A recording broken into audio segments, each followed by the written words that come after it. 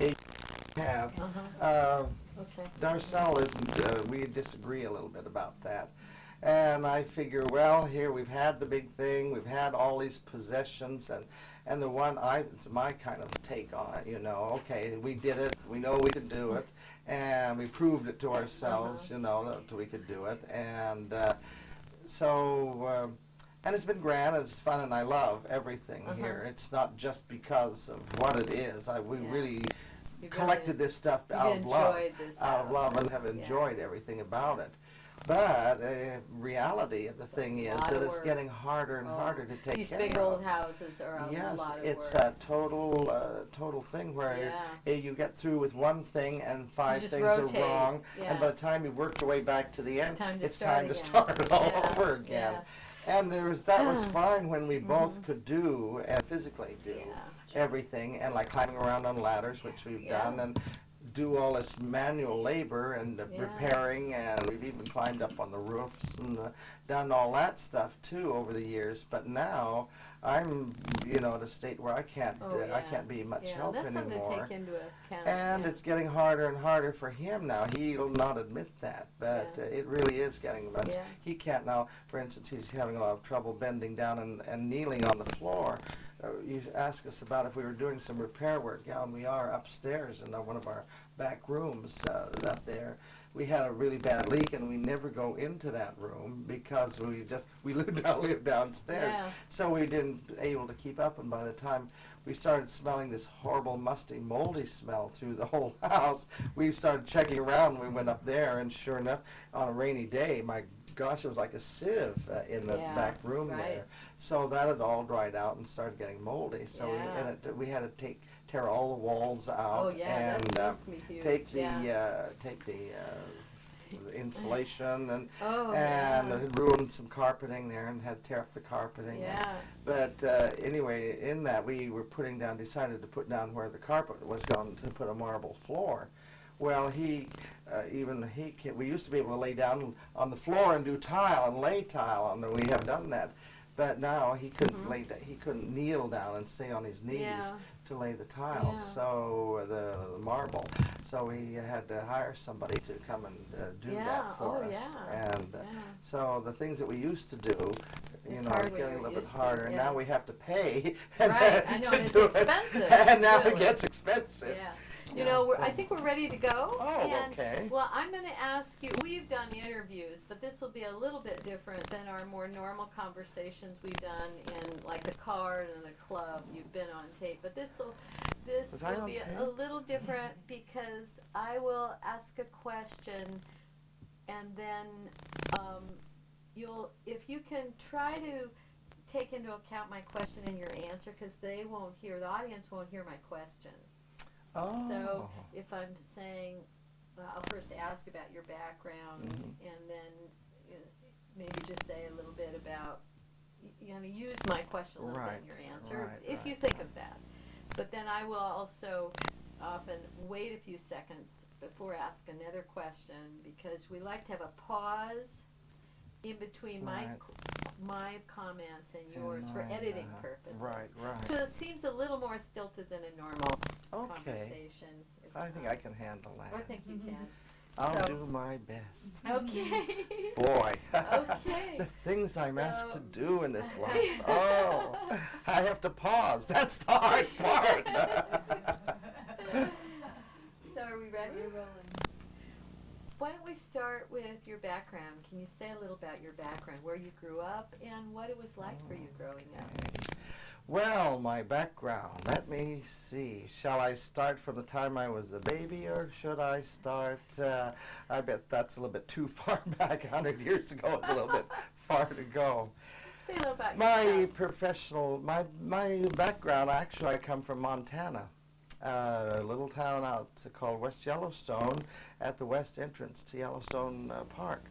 My grandparents were pioneers there and had the first hotel before the park even became a park. They had established kind of a hunting lodge for for eastern people who used to come up there during hunting season and hunt.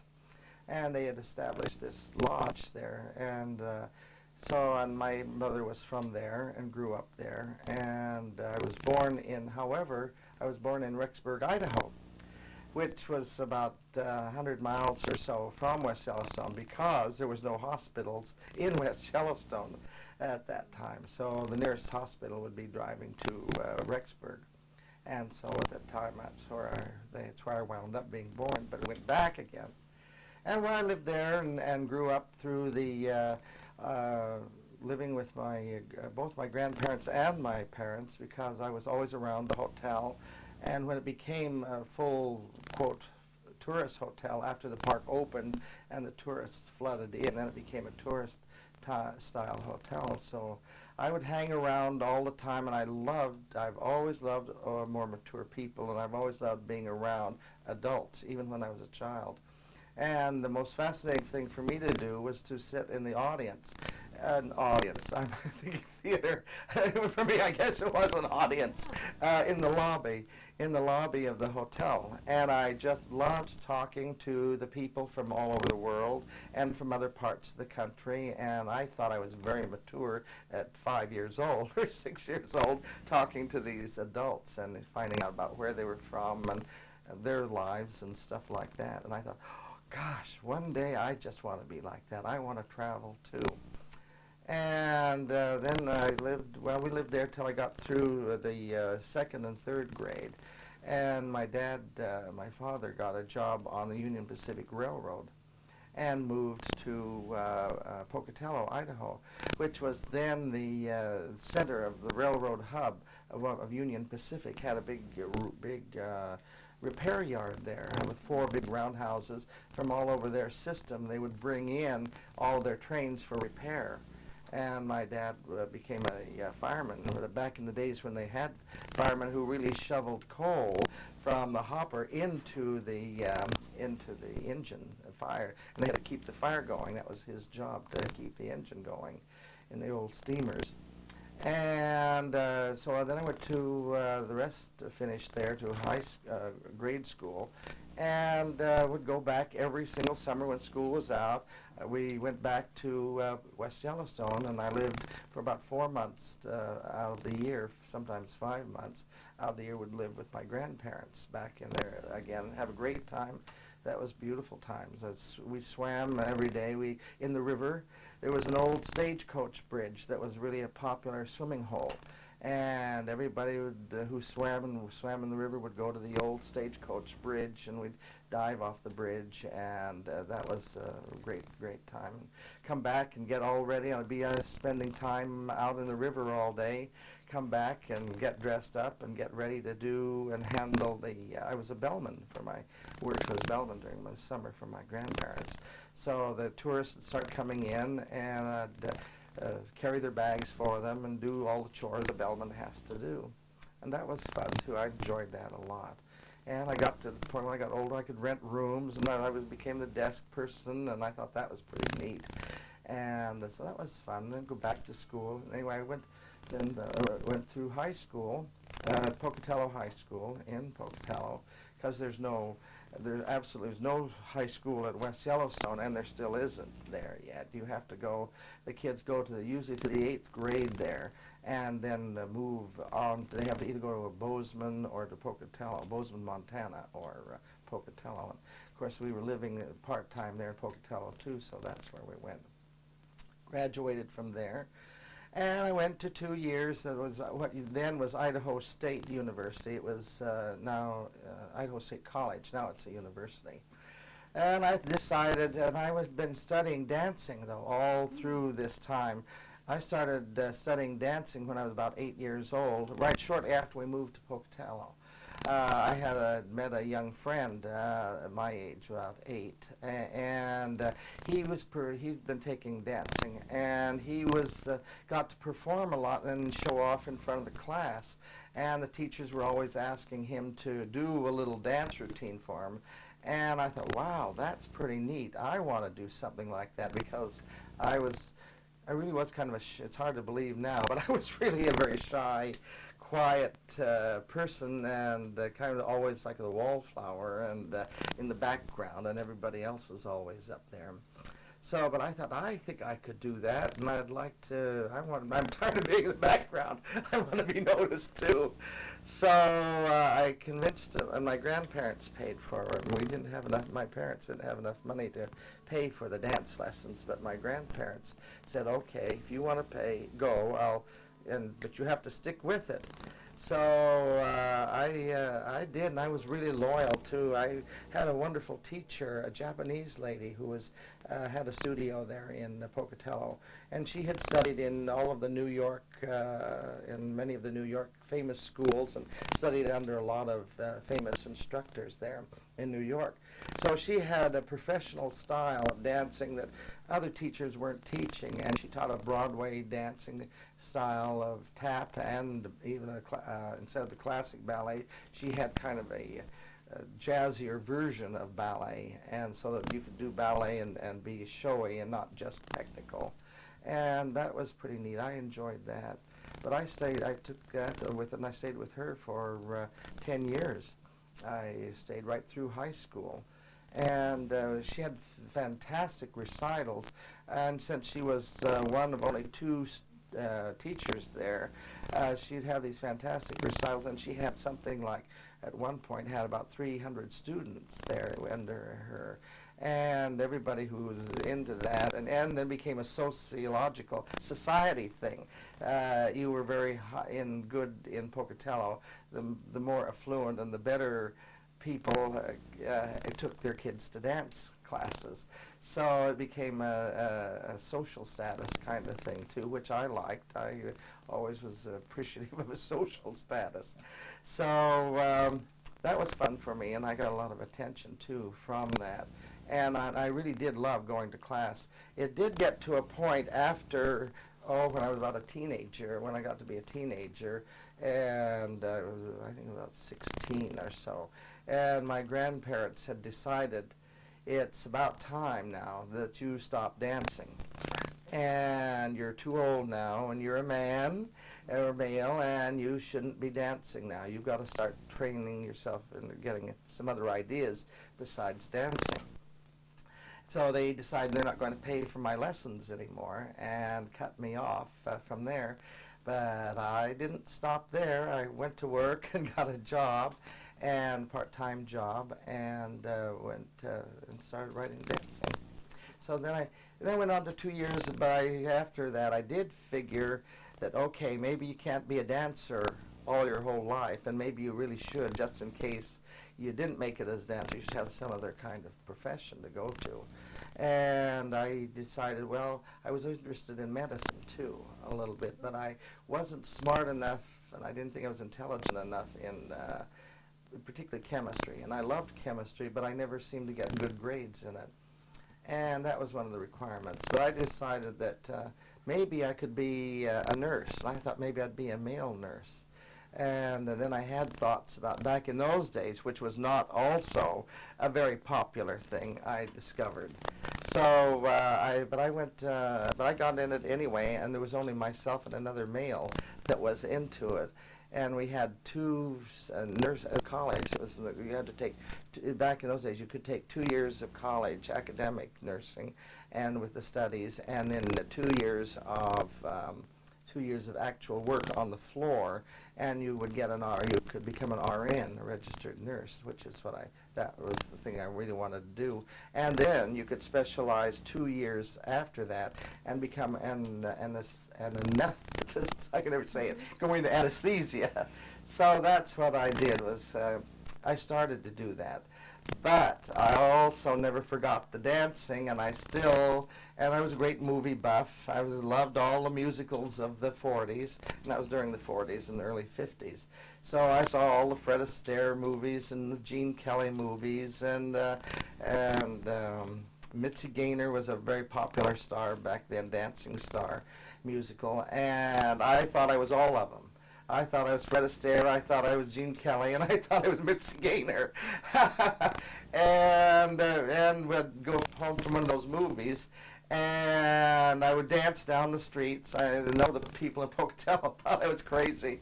And if I saw Gene Kelly dancing on a park bench, I'd find a park bench and dance and jump off the park bench and swing myself around a lamp post, a street post, and that sort of thing going down the street. And so I always fancied that.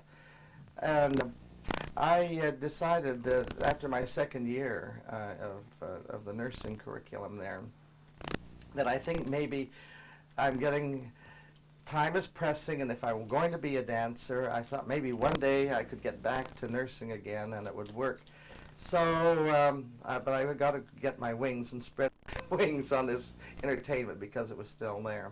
I like to tell this at this point. I could say that you always thought I was going to be Fred Astaire. I didn't know it was going to turn out to be Ginger Rogers. That's the fun part. So anyway, I had a chance, and I had read a want ad, and we got in Pocatello. We got the Salt Lake Tribune from Salt Lake City, the local paper from Salt Lake. And in the want ads, they were asking and looking. There was a dance school there wanting a dance instructor, a tap dance instructor, to take over a group of people because the teacher was leaving and was looking for someone. So I thought, oh, and they were looking for a male, and there weren't that many males dancing around the world then. And so, oh, I know I've got a good chance. I know that I could get that. So my mother paid my way to go to Salt Lake, and I tried out for this and met the male instructor there who'd had a class of, I forgot now, I think there was about 75 or 80 students that he wanted me to take over. And I didn't know, I thought I was the only one who was audition that he was thinking about, but there was 25 other guys that were there and who were thinking about the same thing. But I was the one that he chose then, and I moved to Salt Lake and got into the dance school business there. So it sounds like your mother was, initially your family was uncomfortable with this passion for dance because yes. It seemed too feminine, but then you said your mother finally, she paid for your trip. Can you say a little more about how your family responded as you continued to pursue your passion? Right. Wait a second. Yeah. Okay. Well, my family, how they responded to my great ambitions, that was a whole other ball game. For a while, my dad, when I was younger, and we'd go to these recitals, and we always had them at the high school auditorium, and the high school auditorium would be jammed full of people, mostly all families, and from all the kids and the friends and stuff. So, but my dad would love to, when I was younger, and I was one of the better. I was a better dancer then, but I was in the school. I was always seemed to be singled out. If anybody was going to demonstrate, she always asked me to demonstrate. So, and I always got solos in the recital, and so my dad thought that was just great. And that there I was out there being a star, and he liked to brag about his son, the star of the recital, to the other families, and the other dads would get together. And well, my son had this solo. He had 2 solos in the show, so that was okay. And my mother always thought that was really neat. She always backed me with that. And my grandparents would come from West Yellowstone, and they'd love to admire the whole thing. And until I got to be about 15 or so. And then all of a sudden, when my dad decided that I should be a football player and not a dancer, and that a boy of 15 shouldn't be dancing around in a ballet tights and or a tap dance costume. So I should be playing football, and he was a football player in high school, and he was a letterman, and he came from Ohio, and came out during the Depression to out west with the CCC, Civilian Conservation Corps, which brought a lot of people out west to work during the Depression. So, but he had been a letterman in high school and a kind of a macho guy, and so he wanted me to do the same. Well, football turned me right off. In fact, in high school, when I'd go to gym class, I could never figure out, first of all, I never figured out the rules, and we had a big football field in the fall, and that was the biggie, and everybody played the gym classes. They'd take the boys down to the field, they'd throw a football out on the field, and each side would choose up sides from the class, and I was always the last one chosen because I wasn't active, and I didn't assert myself in friendships. So they'd all choose their friends, and I'd be the last one chosen. And I hated that. I really hated that a lot. And I had no idea, and while my dad wanted me to play football, he didn't tell me how to play or the rules of it or stuff. And in those days, they'd throw a football out on the field and say, okay, guys, go play, go play football. And somehow you're just supposed to come automatically equipped. You're a boy, you should know how to play football. Well, I had no idea. I didn't know even how to hold onto the ball or throw it. So I didn't like that too well. And plus, I didn't like being jostled around. I felt I was a little bit more refined than that, and I was brought up to be a little bit more couth, and I thought that was too rough and tumble for me. So I didn't like that business of bumping into each other, knocking each other over. And so I would skip football.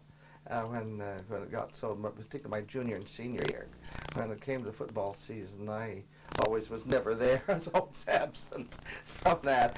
Well, my dad and I had several go-arounds about that, and why I still continued dancing. And then he didn't get that verbal with me, but I overheard lots of discussions and arguments between my mother and my dad, arguing about what I was going to do and why I'm not going to play, why Roxy isn't playing football. And then it started about my junior, close to my senior year. I started also developing other sexual interests besides women. And I had had girlfriends, and I had been dating, and I dated, went to all the proms and stuff through high school with, and I had a couple really nice girlfriends that I liked really well. But all of a sudden I started developing this other passion for boys. And I think they picked up on that. And at least my dad did. I'm not sure how much my mother was aware of that. But Dad did. And so he blamed it on the dancing. And it's because he was the dancer, and he'd say, I told you so, Iris. I told you that dancing was going to turn him funny. And so I knew there was that kind of discussion. So he never came right out and totally approached me about that. But he did buy me a football, and he did take me out in the backyard a few times and try to get me to toss the ball around. And I still just wasn't me. And I think he just finally gave up, is what he did, and to save peace with both my mother and probably me. And then, I don't know, it was... Are you saying she was more, you said save peace with your mother, would she argue on the other side? Well, she would argue in my favor. My mother would argue in my favor, and she liked the idea that I was a dancer, and she liked the idea that maybe one day I'd become a famous dancer, and that was what her hopes was, or maybe one day I'd become a famous movie star. That was back in those days. That was if you were going to be in entertainment, you had to be a famous movie star, and so she was kind of all for that. And then my grandparents also had decided and discovered that this other sexual thing was starting to happen in me, and both my grandmother and grandfather became opposed to my dancing, which was part of the reason why that they had decided that I was too old to be dancing now, and I better do something. Plus, they were business people, and they figured there was never a career in dancing or entertainment. And two, there was still a stigma during those days. If you were an entertainer, you were kind of low life. And even movie stars were low life people. Those people in the movies were tramps. And so there was kind of that, and it really wasn't until, in that little bit of history, it really wasn't until the advent of television that the entertainment industry really became a, quote, respectable thing. And still people of higher and big monies and in old money families, still to be an entertainer was pretty frowned on. You had to be like gypsies, and gypsies were just horrible people to them, you know. And so they didn't like the idea that part of it either. It wasn't classy enough for me. I should be doing something in business and be working my way towards some kind of a financial security. And certainly that dancing thing and that entertainment thing was just never ever going to work. Was that a conflict for you, feeling as you grew into manhood, feeling more of these pressures, or to what extent was that a conflict for you? Well, how did that affect me? It made me crazy. It literally made me crazy. And you're bringing up all this feelings that I hadn't really thought about for a while. It made me crazy. Very painful time. It was a really painful time. I would never want to ever live through those years again. Yeah. A lot of arguments, a lot of dislike, and at one point I felt the only person I had on my side was Mom. And so that was, then anyway, finally when they decided about this sexual thing, I know what you need. You need to go to a psychiatrist. That's the trouble with you. And this psychiatrist is going to take care of everything. So they took me to a regular MD, and he had no idea, and he was a very good Mormon person as well, religious person. And so he wasn't about to deal with this, and so he said, "You've got to see somebody else besides me because I don't know what to tell you about this." And so the closest thing there we had the Blackfoot in Blackfoot, Idaho, which is about 30 miles from Pocatello, is the state mental institution there, and they had a whole, of course, entourage and psychiatrists and psychologists. So so we went there to see a psychologist who was a lady, who was a female psychiatrist, and so I was going to private therapy then. I was 16, 15 then, and to try to get this all straightened out. And so I went twice a week, and I had to even cut school usually on a Friday. That's when one of the things was. So I had to cut school to go to my private therapy session in Blackfoot, which was an hour and a half or so. And then she started saying things, we were going over the past histories about my mother and my dad and stuff, and so she started saying things like, your dad should have been this way, or your dad should have done this, or that sort of thing. And my mother, it's probably a lot of this problem is brought on by your parents. Did you know that, or do you understand that? Well, I came back to them with this discovery that they were as guilty as I am in this whole scenario. Well, I ended going to the psychiatrist. There was no more of that. So that went out the door. They didn't want to pay money to hear that. No, they didn't want to pay money to hear that they might be responsible for all this, And that was during a time when the mental health profession saw it as a mental problem. Right? Or certainly yes, and then abnormality. Yes, it was an abnormality, and it should have been, and probably caused by environment and too much close to your mother. That sort of thing, overly protective mother, and that on, and you were coddled too much, and you were spoiled as a child, and you weren't taught the proper values, and that sort of thing. And so that's and essentially that's what she was going from. That psychiatrist lady, I don't even remember her name now, but she also did say one thing though, but she did tell me and give me some encouragement.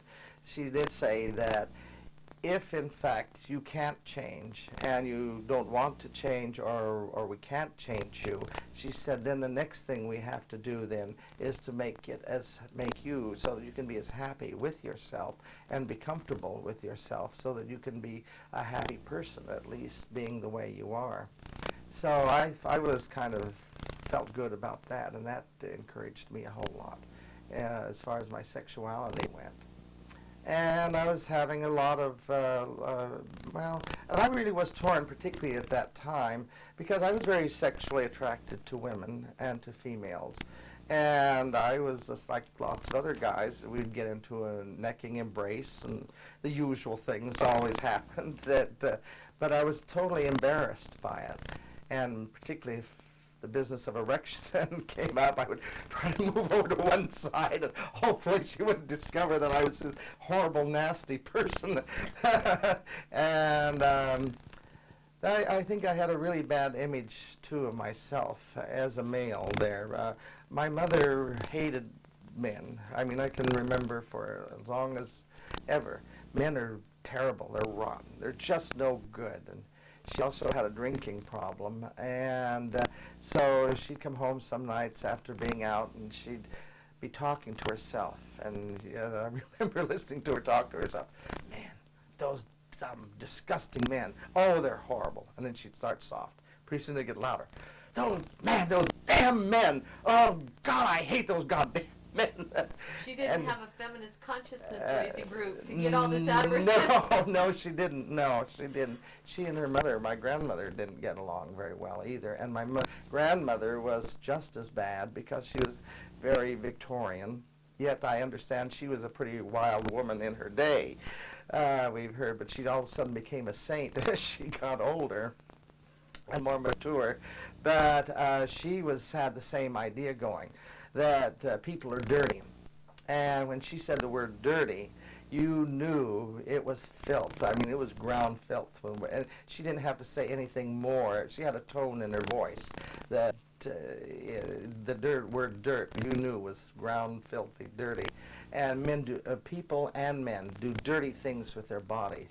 And I hope you never turn out to be like one of those dirty men. You'll never do that, will you, Roxy? And I remember that line a lot. That had to do with sex. And that had to do, and now knowing, in later years, I wasn't quite sure. I just figured, well, I'm a man, or male. I was a male being, and so males are dirty, and so I must be dirty. And I kind of had that association.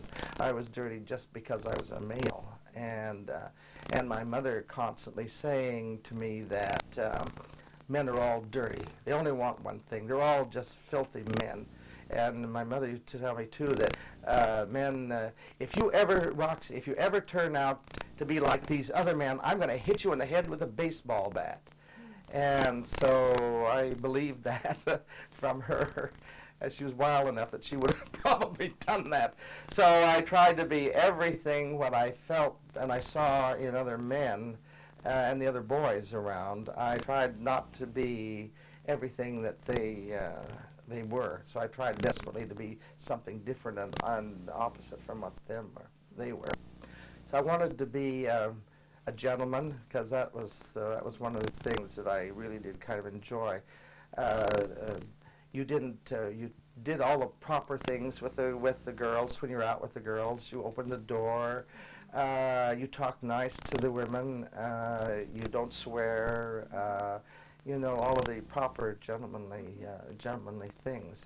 It sounds like you wanted to be a better kind of man than what you said. You must have sensed that your mother had a lot of pain around men, yes, and maybe wanting to be a different or a better kind of man than the men she was referring to that upset her so much. Right. And I knew that I didn't want to be one of these dirty old men that put their hands all over the women and to make sexual advances when I found out what sex really is. I didn't want to be one of these guys who just took women out and got them in the back seat of the car and tried to seduce them. And I knew I would never do that, and I could never do that, and I wasn't going to be that dirty of a man. And that translated into lots of other problem. So because you still go on with these urges, and the old body still functions, so that are part of you. And so part of the thing is, I remember getting, when I did have an erection or got sexually excited, I felt dirty inside and felt really, really dirty. And that was a thing I wasn't supposed to do, because I knew other men got like that. And I didn't want to be like that. So I had to suppress a lot of those kinds of feelings, too. And for a long time, I was at a point, too, where I was almost, like totally asexual. No sex at all, because I was so afraid of becoming one of those, quote, dirty old men. And I still have a little of that. I've not totally gotten over that, but it's improved over the years. I've been fortunate enough to be around a lot of people, and but sometimes those old things, every now and then, kind of come back. In performance, sometimes performers describe taking their own sexual pain and taking it into the performance and working with it, almost working something through about those painful experiences. My whole experience, that was, of all the things that were my salvation, that I figure was my salvation, was my performing and my dancing. I could become, when I was on stage, when I was in front of my dance classes, when I was a teacher, and I liked the control too, and the control that I had with the students made me, and I got the respect back from the students because I was in control. And I realized that that's pretty nice, and what was nice about it is that I'm not the dirty old man that I thought I was, and there is really a way for me that I can be respected and gain people's respect by being a male and by being kind of in control of that situation. And then when I discovered that I had maybe some kind of personality that could control an audience, and when I could get in front of an audience and perform, and I could get rid of a lot of it. I could become anything I wanted to be on stage. And I have been that way from, most all these latter few years of my life, even, and all during my performing years before I ever started doing drag scenes. Just to finish a little more with this theme of your family, what then happened with your relationship with your parents and grandparents over time? How you got through this period? I had to, when I moved to Salt Lake, I forced myself to break these bonds that I had with I had come to a decision that I'll never make any progress as long as I'm tied emotionally to my mother and tied to my dad and my grandparents. And so when I got into being, then I at one point started my own dance schools too. I broke away from the studio I was working for, and I had worked up to about 300 dance students. So in between 3 schools in Salt Lake, and I became, not because I was into religion, but I became active in the church, LDS church, the Mormon church, because they did foster all of the arts. They thought their idea was to keep their kids as busy as they could, and if they keep their kids busy, then they'll not get in trouble and they won't look around at anything else. So they kept them busy in school, and after school they had their dancing, they had their music and lessons and art lessons. They had everything after school to keep them busy. And so that was really good for me and with my dance school. So I kind of played footsies with as it were, with the church to get the business, and that worked out really well. But in that meantime, that's when I had to say that I can't be thinking about them. And in the essence, what I really did in my own mind was play like they're dead, like they had all died, and there was no one that I could ever depend on, and that there was no one but me out in the world, and I had only one person that I could ever depend on, and that person was me.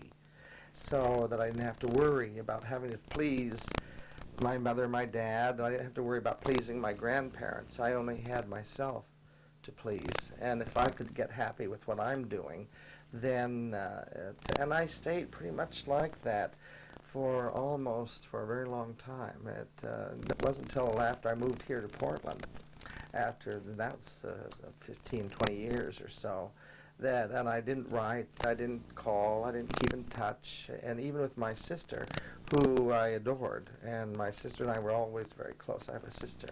And she and I were extremely close as kids growing up, and we still are today. But even with her,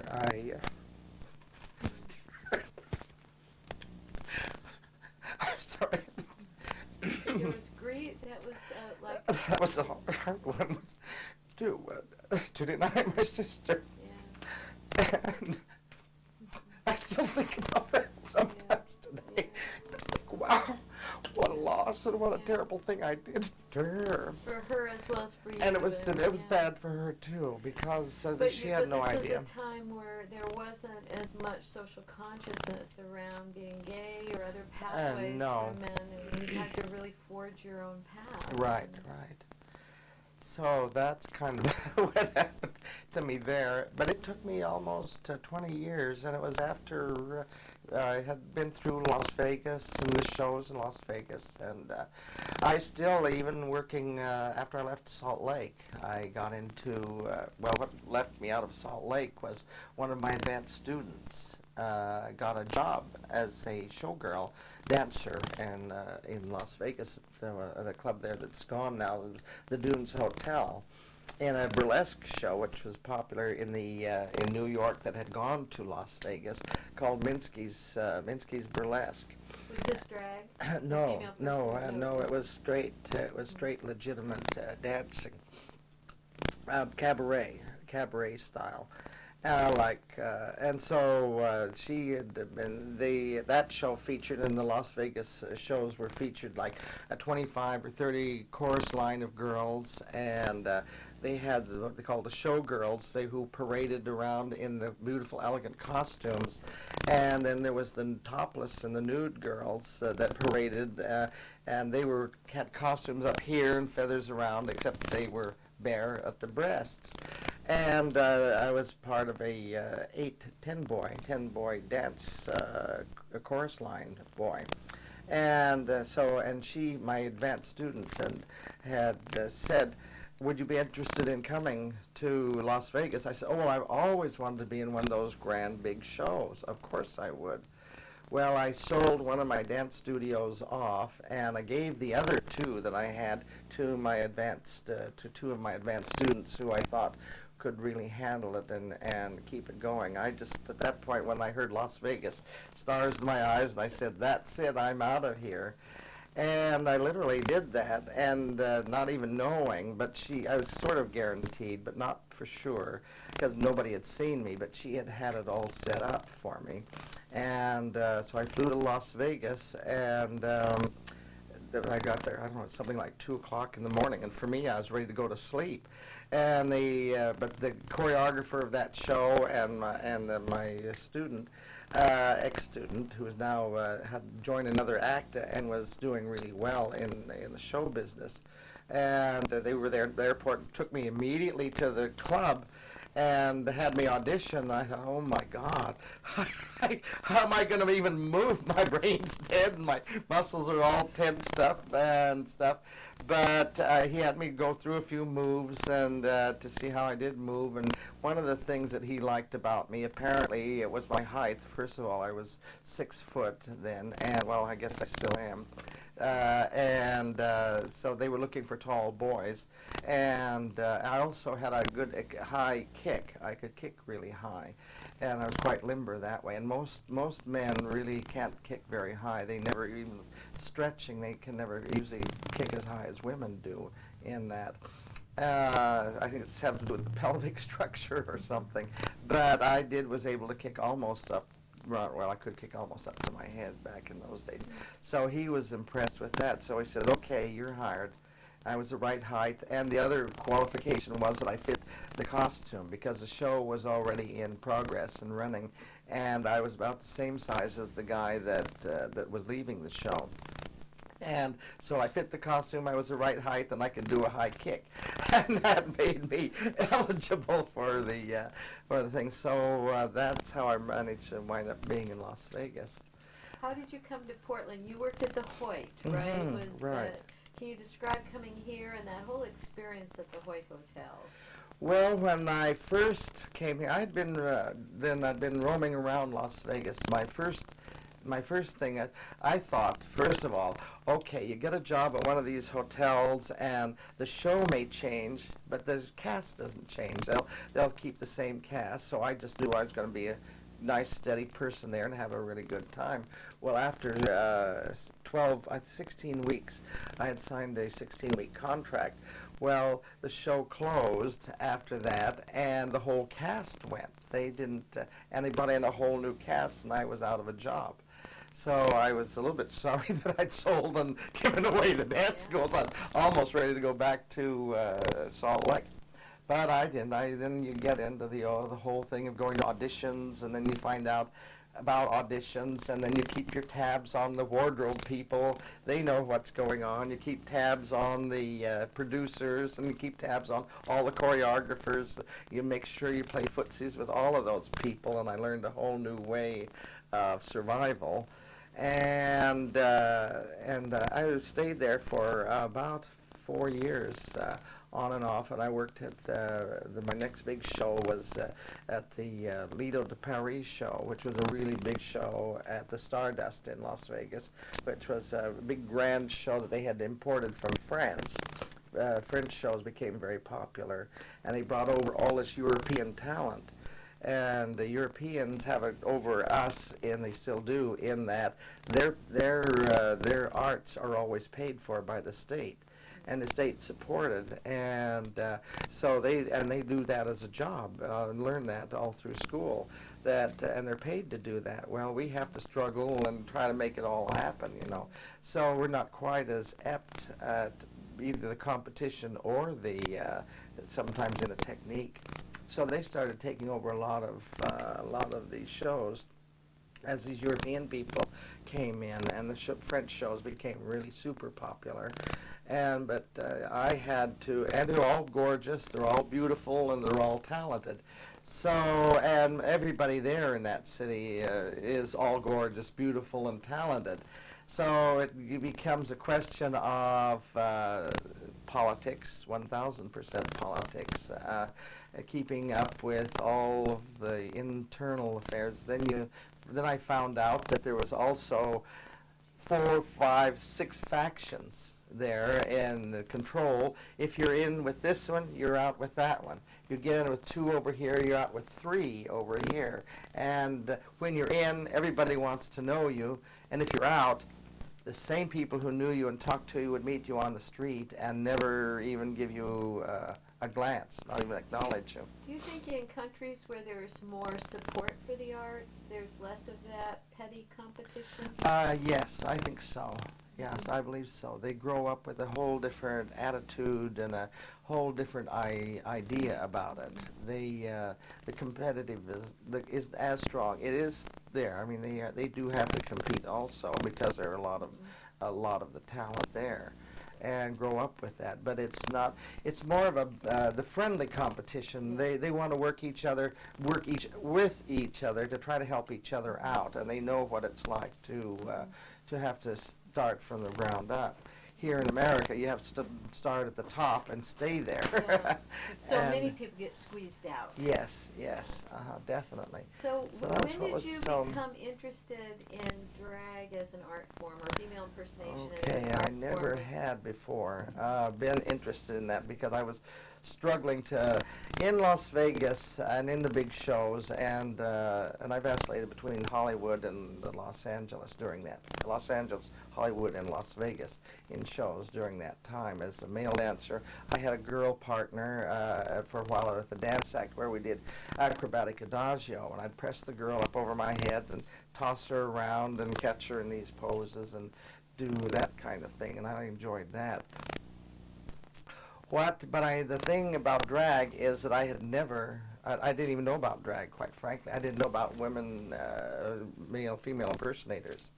So anyway, from that, I was choreographing one of my acts with my girl partner, and we were using the same costumer. and they're in Hollywood. And while we were doing measurements and talking, blah, blah, blah, and I met a lady there called Gracie Hansen, and who was there, who had, she explained to me, she had a show here in Portland, Oregon, at a place called the Hoyt Hotel. And so we got to talking show business and costuming, and she was having wardrobe made for her show here in Portland. And so she said, you know, I'm looking for a choreographer for my show. And my choreographer's going to be leaving, and he's getting into another business, and I need somebody to keep my show together there, and would I be interested? And at first, my first thought was, Portland, Oregon, oh my God, that's the end of the world. Why would I ever go to Portland, Oregon? I mean, the action that I need to get going is here in Los Angeles, and I would never go to some podunk place like Portland, Oregon. And so I let that go, kind of, but she gave me her phone number and the address of the hotel and so on. And the more I started thinking about that, and the more, it was about 3 or 4 months later after that meeting with her, that I started, first of all, I'd not been able to make several auditions, so and I was getting a little bit desperate and concerned about, and my self-esteem started to go a little bit lower. The more auditions I didn't make, the lower my self-esteem started to go. And so I thought, well, maybe I should really try this thing up there in Portland, and maybe if she's still interested, I should maybe take a break from this. Besides, I had been playing, too, a lot of games with everybody, males, females, sexually, and the word of the day was, it's not who you know anymore, it's who you blow. And whether you get a job or not. So, and I was trying to play all roles, you know, to everybody, and to the wardrobe mistress, to the lady producer, to the male choreographer, to the male line captain, and going to bed with the girl line captain, and it was always a mess. But it got to that point with me where, my God, I don't know what the hell I am. I don't know who I am, or even why I am, and it all got to be a little bit too much for me, and I wasn't. Anyway, it became a mental wreck kind of over that, and I didn't feel right about it. I was beginning to feel more of a prostitute than an entertainer or a performer, and you had to almost be a prostitute to get a job. So I didn't like that feeling either at all. And that's when I decided at that point I'm going to give Gracie Hansen a call. And I did, and she answered back, yes, I still am interested. If you want to come up to Portland, please come up. So I jumped on a plane and flew here to Portland, and not knowing anything about the club really, or about what the whole place was like. And so when I got here, I was totally blown away, first of all, because the owner of the hotel, Harvey Dick, had taken this old hotel and renovated this hotel into opulent grandeur from about 1880s, 1890s, very opulent, with the Grand Rococo pilasters and gold leaf everywhere, looking like this house about, and had taken from a garage, bare garage, built this ultra grand showroom. He was a collector of antiques, and he had a mistress also who was an antique collector who had gone around the country collecting all of this.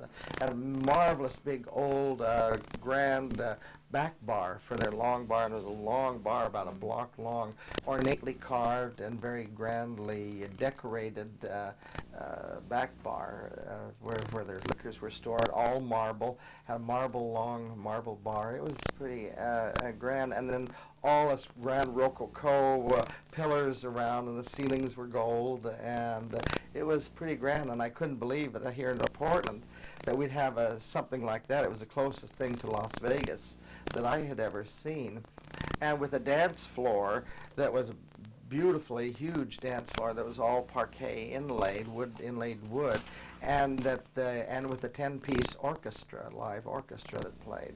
And the orchestra would play for the people to dance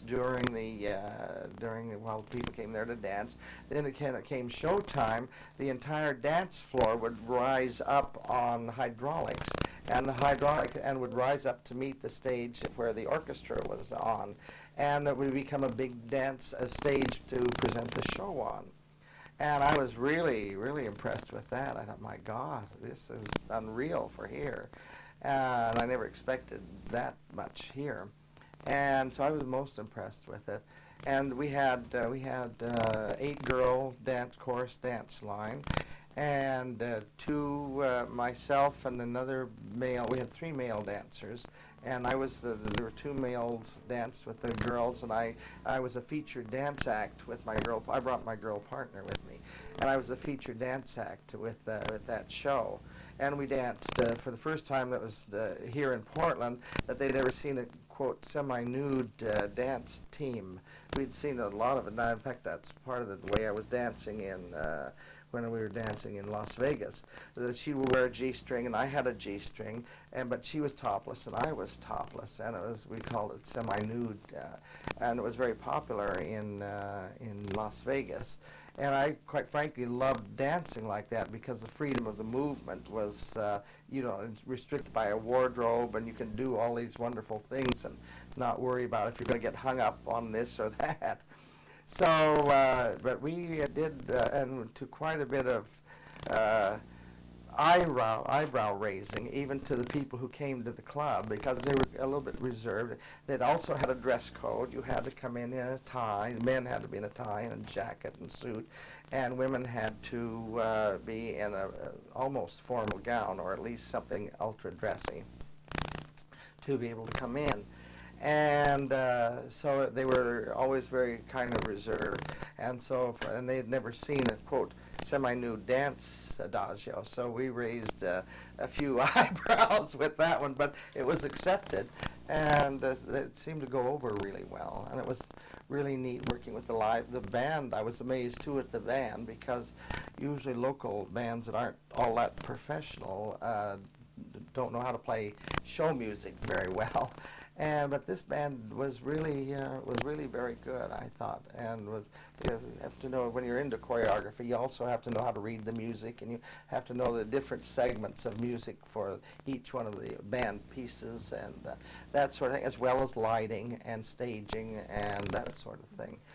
Was there a gay culture that was noticeable yet? When what years were these, and was there this was back in the more of the arts and gay men in the arts? Yeah, we should get to that one. That's kind of a tricky one for me, because I wasn't that aware of being gay, or of gay. I mean, I knew I was. I knew I was, but I wasn't. I was in a little bit of denial too.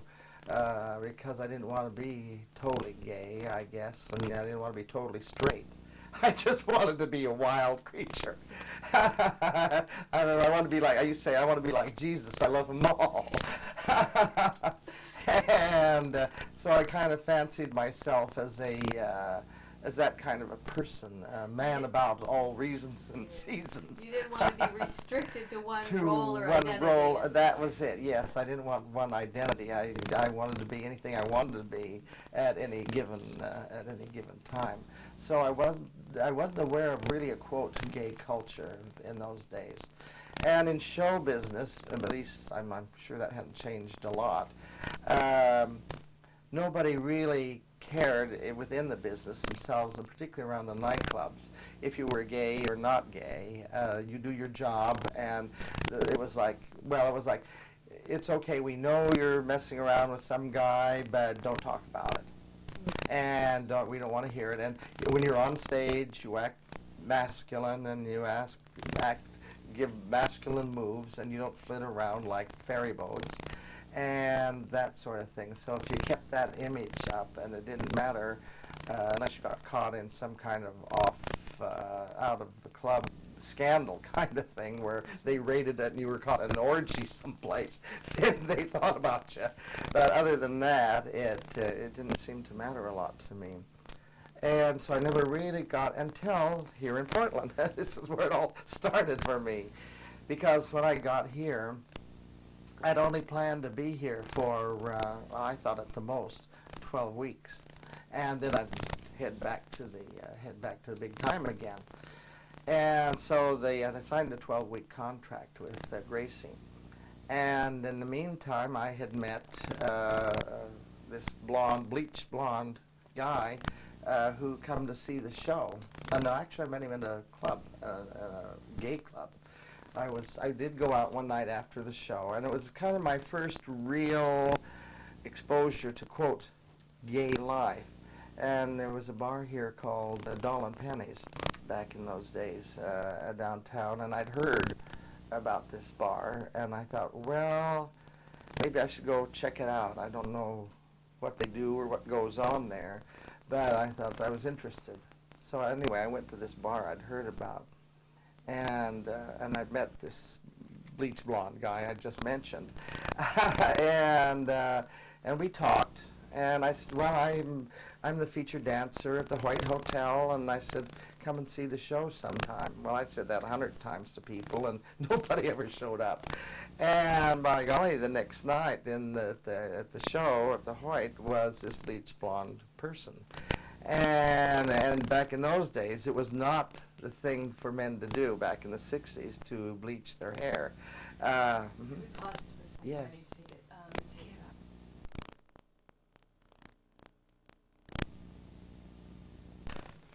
So we were talking about a bleached blonde gentleman who happened to be appearing in the audience at the White Hotel.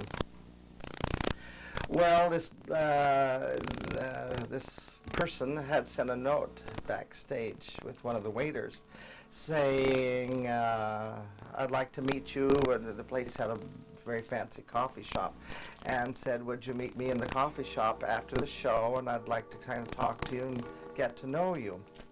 And signed Walter Cole. And so, well, I need to meet somebody. That's horny besides. So I thought, all right, I'll go meet this guy and see what he has to say. So I met him in the coffee shop, and we talked about everything but relationships or sex. And that was the last thing. We talked about show business, and he had told me that he had just purchased this tavern. He'd had it about 6 months or so over on, he didn't say Skid Row, he just said tavern. And he was thinking about wanting to do some kind of a show there, and he had talked about he'd been doing some legitimate local theater stuff, like local plays, and Mark Allen Players was popular here then, and some other local theater here. And he always played doctors and lawyers in these plays. And he had told me that. And so we discussed several possibilities, and I was into kind of a Las Vegas still type show because that's how I was still all hepped up with that. And so that went on for several weeks. He would meet me after the show. We'd go to the coffee shop. We'd talk. And about everything, life, whatever there was to talk about.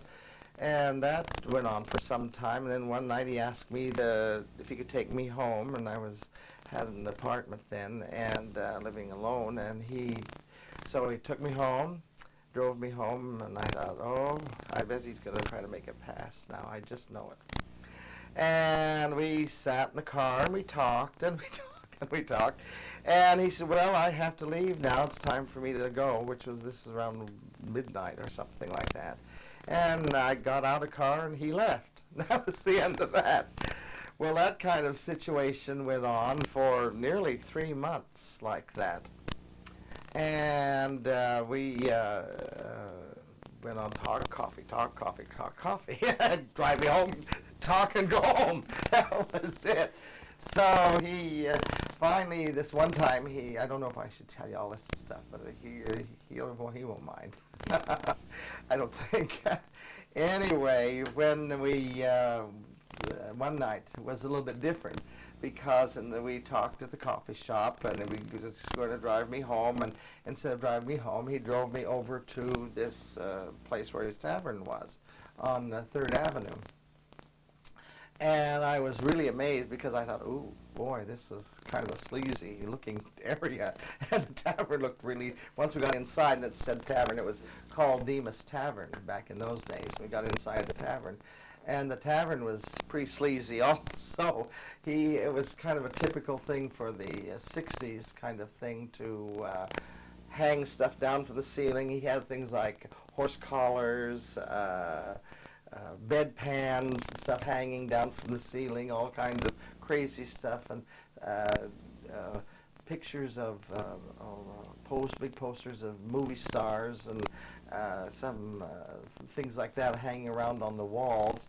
And it was I was impressed because, to me, I was also attracted to the bohemian, what I called bohemian, and it was the beginning of the beatnik, what they called beatniks back in those days. And so I thought, wow, this is kind of intriguing to me. Anyway, we continued on through the tavern, and back where his office was, he had a couch that pull-down couch that makes out into a bed, and had candle lights with the candles going, a bucket of champagne, and it was very romantic. So I was quite taken with that, and I thought, wow, this guy is... Well, I began to think he was a little bit crazy, and I didn't know what he was really doing with all his talk and conversation. I wasn't used to that. It was usually you meet somebody, and the first thing they say, well, is let's go do it. Yeah. You know, and no talk, no muss, no fuss, get it and over with. Goodbye, we'll see you sometime around. So this guy was really, I'm really impressed with this, and he went to all this trouble to make this grand thing. Well, we did it. That was consummated that night, I guess. And it was really, I was totally taken with him, with that kind of thing. So we talked, went back, and this routine went on then for a while, and then we really got serious about discussing what he wanted to do, and with his show business thing. And we had talked about, I was kind of into, at that time, melodrama theater. And melodrama theater is where it's kind of super ultra camp theater, where they have the villain and the hero and the bad guy with the curled mustache, and the villain is the landlord, and he's got a whip and he cracks it, and it's the middle of the winter, and he says, little, you're going to go out into the snow because you haven't paid your rent. But I can't, I don't have the money. You will. And the audience goes, yay for it goes boo to the heroine, and goes when they kicks little out in the snow. And then comes along the big strapping hero. I will save you, Lil. I'm going to pay your rent for you. And the audience goes, yay. And we thought that kind of thing would be really super fun to do. And I had done a little of that. So, but then we talked some more and decided that maybe that was a little bit too esoteric and too in, and maybe that wouldn't last too long. David, friend David, we had just met him. I'd met him then, and he was he was the first real gay person too, by the way, that I had ever met here in Portland, was our friend David Hamilton. And he had come to Gracie Hansen's show and had talked to me, and I did meet him. And he was a very ultra flamboyant person back in those days.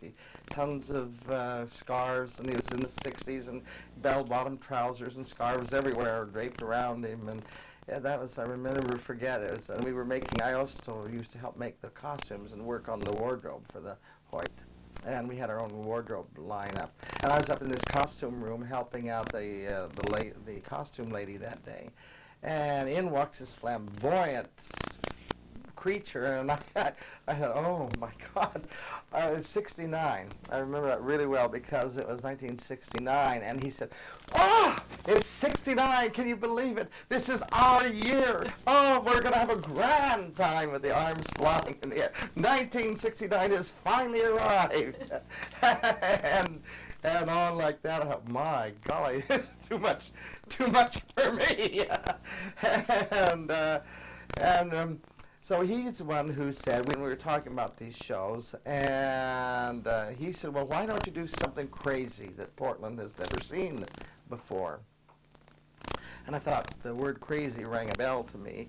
I had seen once in San Francisco, I'd been there, and there was a famous club there for female impersonators called Finocchio's, and it was world famous for their show. And I thought, wow, crazy! That was one of the and I had never seen drag queens or female impersonators before. And when he said crazy, I thought, that was one of the craziest things I had ever seen in my whole life, and I thought I'd seen a lot and been around enough, was worldly, but I'd never seen these guys running around looking like women. And so I was really, that's still stuck in my mind. So I thought, oh, crazy, well, I wonder if that might work. So we talked some more with Walter, and I said, you know, I did see this show at San Francisco where these guys dressed up like women. And I said, would you be interested in something like that? Maybe that might be something that would catch on. And I don't know, because I said, but I've never done that, and I've never performed like that. But part of my job as the choreographer in Las Vegas was to work with the real gorgeous statuesque women and the girls who'd carry these headdresses and stuff around and teach them how to walk like showgirls and present themselves as a style and a way to move to be a showgirl. So that was my job, was teach them how to be showgirls to the room. And I thought, well, I suppose you could teach a guy the same thing and teach them to do, you know, that technique is the same, and the moves could be developed the same way as the showgirls in Las Vegas. And so he said, well, that sounds like, we agreed. He agreed and thought that would be really kind of fun to do. And I said, but what we need, I said, would you be interested in doing that yourself? Would you be... Well, he said, well, I've only played doctors and lawyers. I've never done that kind of performing before either. I said, well, let's see what we can do. Let's try this. So we met at the apartment that night, and I'd had some of my stage makeup, and I said, let's try doing face and painting something that will be something. I didn't have no idea what. And so I got out the makeup, and I started looking at him, and I said, well, I'll tell you, first of all, I think this is a good idea, but I said, you're too tall. I said, you're too broad. You're too big. I said, everything about you really is all wrong about this, but maybe we should try something else, because I thought, you're not too petite, as it were. And I thought, no, wait a minute. He's an actor. I'm an actor, and we should be able to pull this off with both of our experiences and to pull something out of this. So I said, I'll tell you what we'll do. I said, we'll create a caricature of maybe a fantasy kind of figure that maybe women would maybe want to look like this, but didn't have the the fortitude to want to have the balls to do it, and so I said, I tell you what, we'll use our creative imaginations here, and I figured that the more makeup you put on, the more jewelry you put on, the more gown you put on, we could disguise the body with the wardrobe and disguise the masculine parts of the body with wardrobe, and by over-jeweling and exaggerating everything, that my favorite line is that they wouldn't discover the obvious flaws on an otherwise perfect body. And so we experimented around with that, and we came up with this wild look with the eyes. And back in those days, it took me about, and I did all the makeup for him in the beginning, and it would always take about 3 hours of makeup to get, and he'd get all nervous and he'd get upset. damn it, aren't you ready yet? Haven't we got this together yet? And I said, no, we got some more of this to do and some more of that to do. Then we'd argue, well, I'm getting tired of sitting here. He said, my butt hurts. And no, we're not ready yet. And so when we finally got something down in his face, what I thought would be really kind of fun and good, and for the character, then he had very heavy eyebrows, very thick, heavy eyebrows, and we couldn't have a female figure with these big, furry eyebrows. So I thought about using what we call nose putty or nose wax, and would put that through, and that tapered them all down because he didn't want to shave them either, and still wanted to be the masculine after the feminine. And so we waxed these eyebrows all down, and then would putty, use powder and paint and stuff over them so that they disappeared totally. And then I painted the eyebrows up above his own eyebrows, then also widened his eye up and gave him a nice big wide eye. And then we found a hairdresser that he knew and who designed. I said, we've got to have a high wig. He's tall. We'll make him even taller than he already is. So we'll put a 2-foot, this hairdresser built up one big mound of hair and then attached another great big mound of hair on top of it. So he went about like this, high, what's that, about a 1.5 or 2 feet high of hair on top of an already tall body. And our first costume, I took one of the costumes out of the wardrobe of the Hoyt Hotel. And there was that's the other thing, this is where the gay part comes in again too. With David, David had started an organization, a gay organization. And back in those days it was, let me think of the name of it. Anyway, it was a lot of gay men who got together and played dress up on Halloween and did a big Halloween ball, they called it. And they rented the room at the hotel, Hoyt Hotel showroom on Sundays because it was dark. And they rented the room and held this big ball there. And that was the first time that I had ever seen local men playing drag queen and being all dressed up. And I was fascinated by that too, that there was that many. First of all, there was, 100, 150 people, all guys, all playing, not all of them, there were some in different types of costumes, but over half of them were in drag. And that's the first time I really had saw a, quote, real drag queen, and been around a real drag queen. And I thought of all places here in Portland, Oregon, I'd find out about a drag queen. And it's the first time, too, that I'd ever really heard that word before, too, drag queen. I wasn't that familiar with that at all. I had never heard that one before. And so that I learned the word drag queen then when we went to this Halloween ball. And so I thought, well, we'll try this person out, this creature that we've created here at this drag queen ball.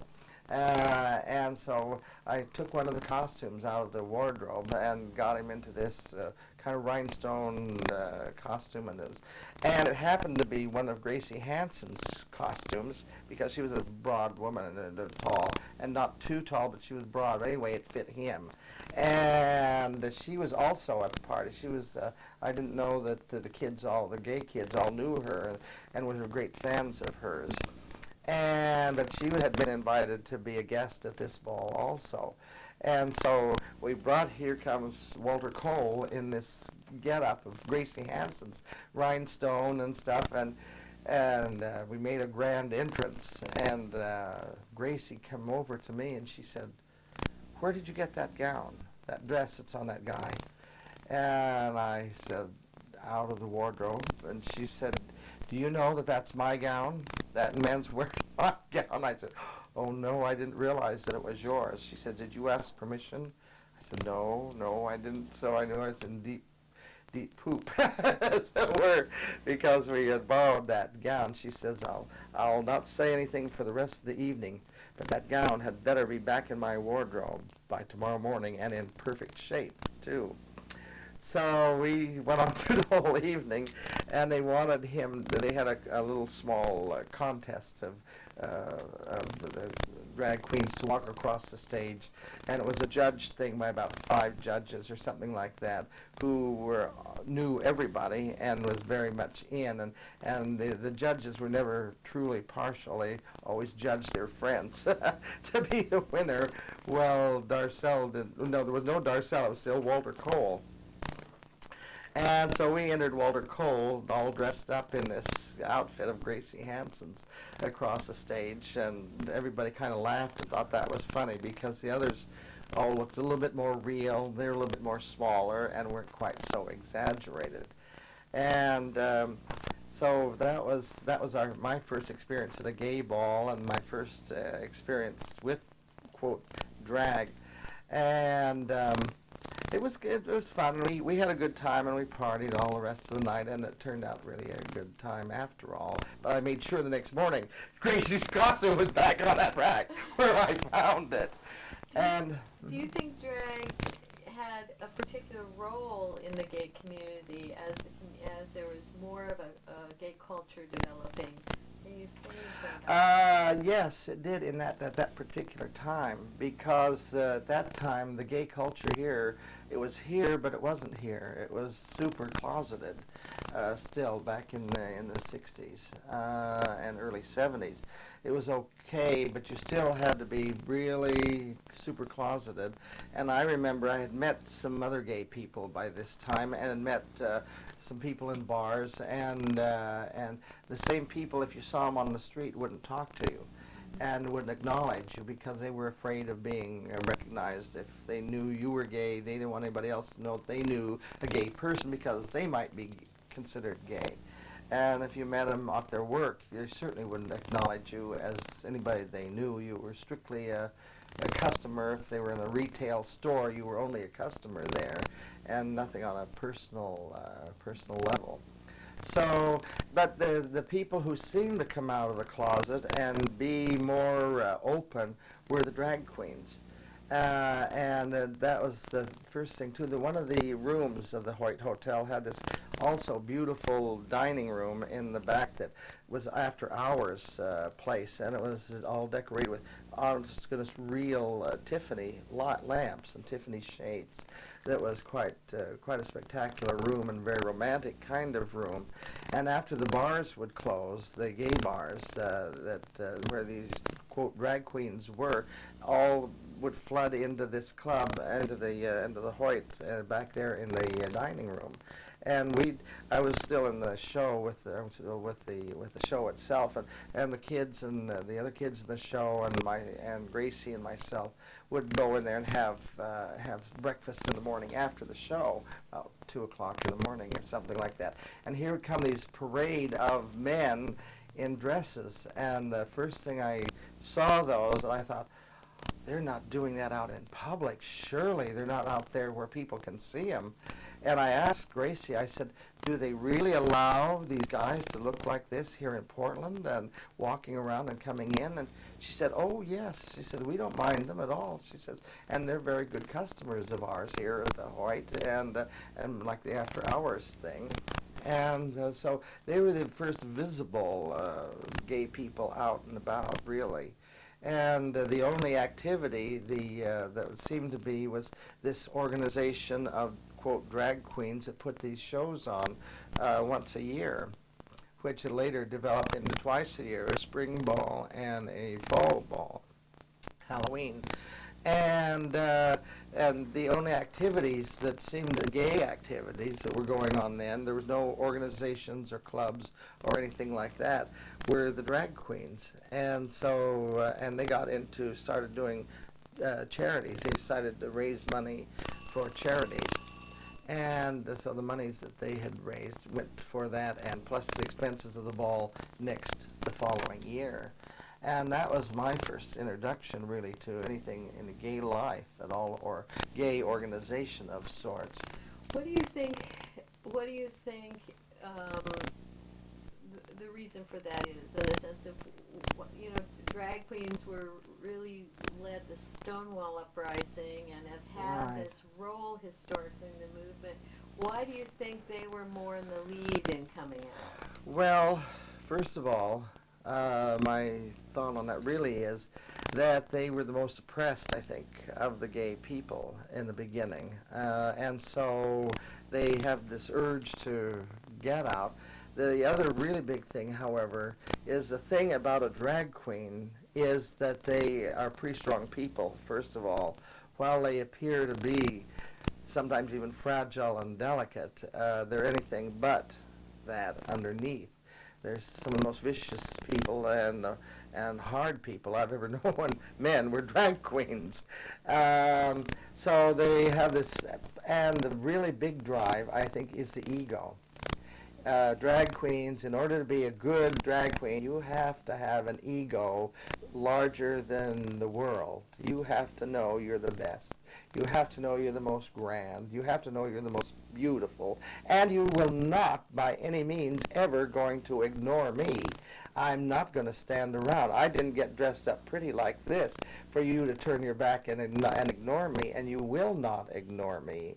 And that's kind of where this, I think, that whole thing stems from, because even other gay people have tried to suppress drag queens, and they will not be suppressed or ignored.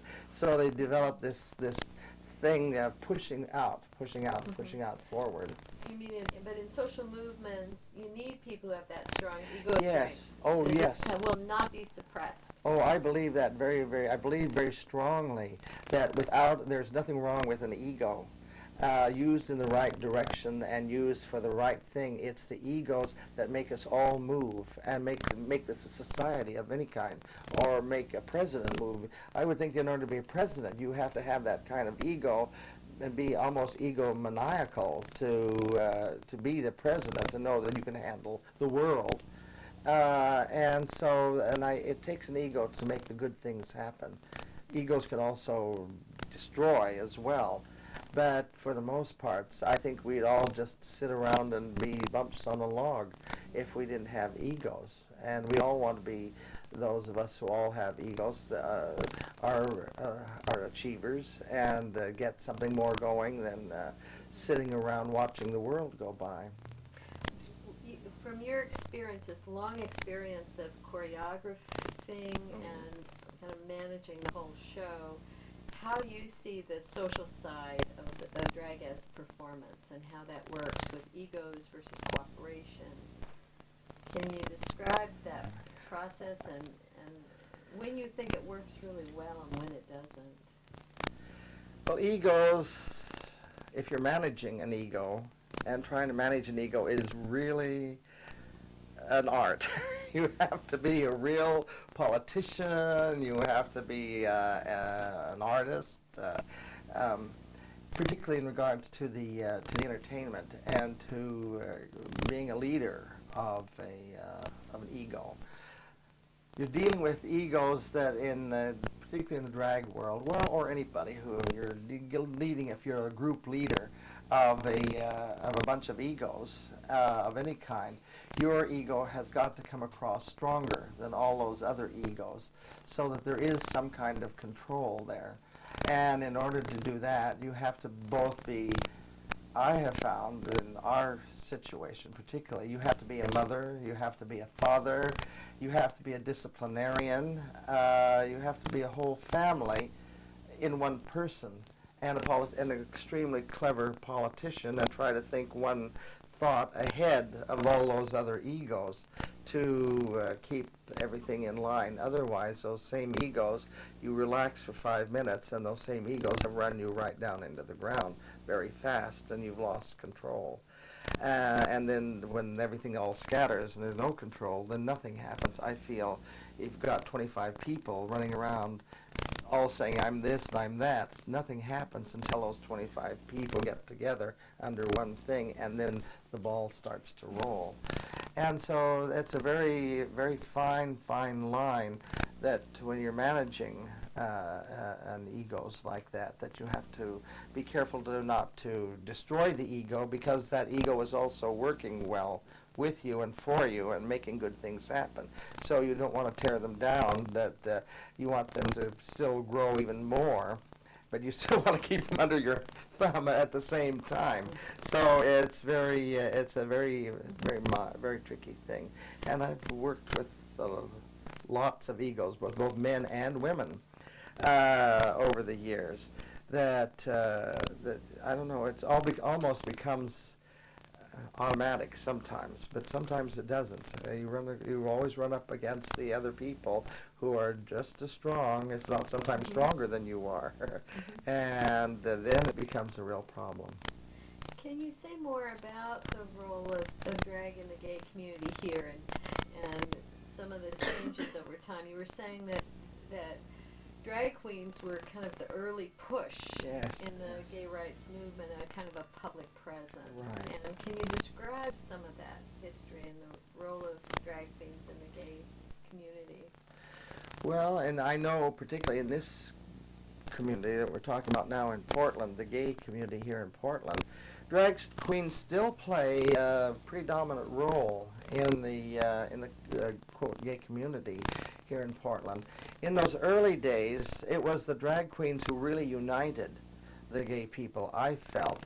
All of a sudden, the more visible that the drag queens became, the more the other gay people who weren't drag queens were watching and seeing that they were getting attention and getting the thing, and maybe it was all right. Maybe it was all right to come out of the closet. Nobody's shooting them or killing them or doing whatever it is they thought that might happen to them. And it gradually became so that more gay people started coming out. And I noticed when we do these spring balls and so forth, that there would be more of the non-drag gay people come to these parties and these balls, because it was their one chance that they could come out of the closet for a few hours, and other than in a bar situation, and go to a place or a meeting and not cruise each other strictly for sex, which generally bars were for gay men, was strictly a sexual pickup kind of thing. So I think the drag queens, and over the years I see that happening more. I have seen a little bit of a reversal too of that now.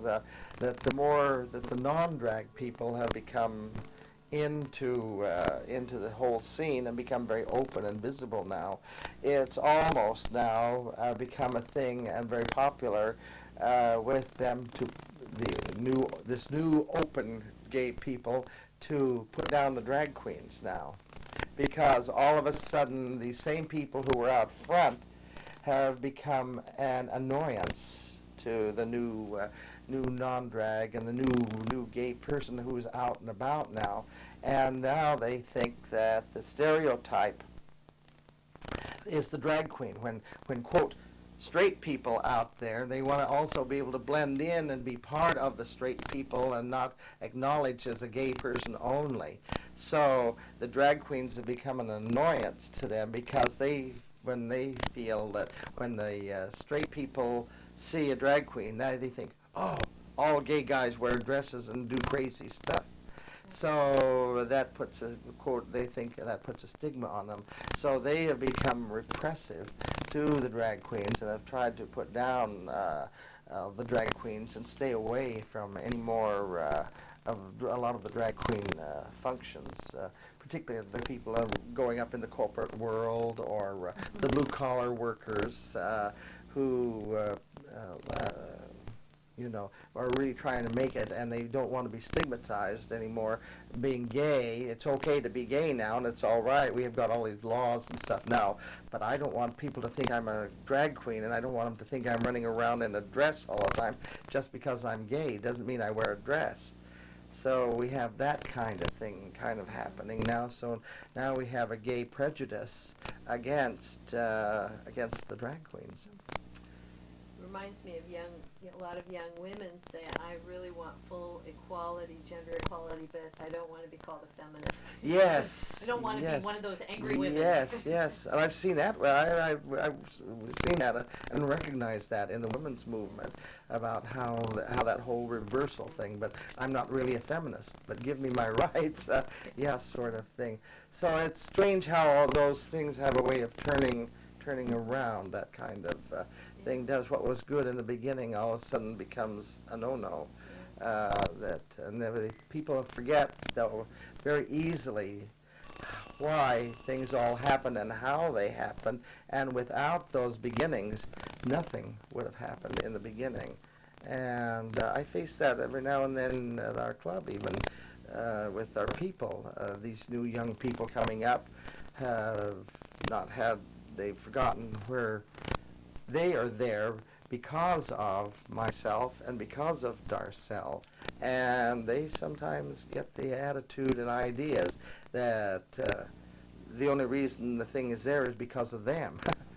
And so we have, even on a personal and business level, have to deal with that kind of egos too within the business. Was there a different political culture during that early period when the club started and it became also associated with a part of gay life? Is there a different political culture then than now around drag? Yeah. In general, do you think? In general, as part of the in general, I think gay rights movement or gay culture. In the beginning, we had our club. In the beginning, our first audiences, as far as our club goes, were women, gay women, lesbian ladies, and that was the thing that I worried about when we first really started the shows. Was okay, we're going to do these shows, this kind of a show, but our clientele is all these, and the very anti-male kind of women that were very macho, very, very butch. These are very macho ladies. They weren't just petite, delicate, fragile women. These were pretty butch ladies. And it was their hangout. And I thought, now they're not going to sit still for this. These guys running around on their stage. But they wanted some kind of entertainment. They said, entertain us, we're bored. And that's how we come up with this whole idea of putting on a show, because they were bored. And so, well, I said, well, all they can do is boo, hiss, and if they don't like it, we'll stop doing it. And by golly, they liked it. These ladies, women, thought that they liked the show, and they liked the character we had created with. By this time, too, we had changed. By the time we had really gotten into the shows, Walter Cole, we were at one of these balls I had talked about earlier. We'd gone to one of these balls, and we always entered into contests as Walter Cole. And David once more said, he's not a Walter Cole. He doesn't look like a Walter Cole. You've got to have another name. He looks kind of French to me. So why don't you think French? You've got to have a French name. And I thought French. Now, when I was in Las Vegas, I had worked with a new imported actress that had just came over from Paris. And she had done 2-3 movies and now had put together a nightclub act. And I was one of 4 backup boy dancers in her act, and her name was Denise Darcelle. And I really liked her. I thought she was just really a neat lady, and it was fun being in her act. And so I thought, French, Denise Darcelle, that's it.